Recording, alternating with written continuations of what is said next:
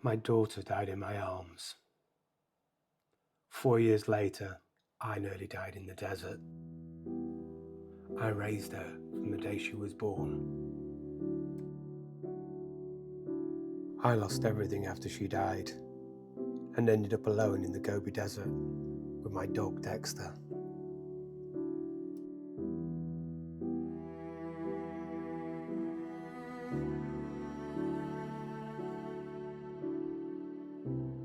That's when I realised I couldn't die my way back to her. So I keep going in her name.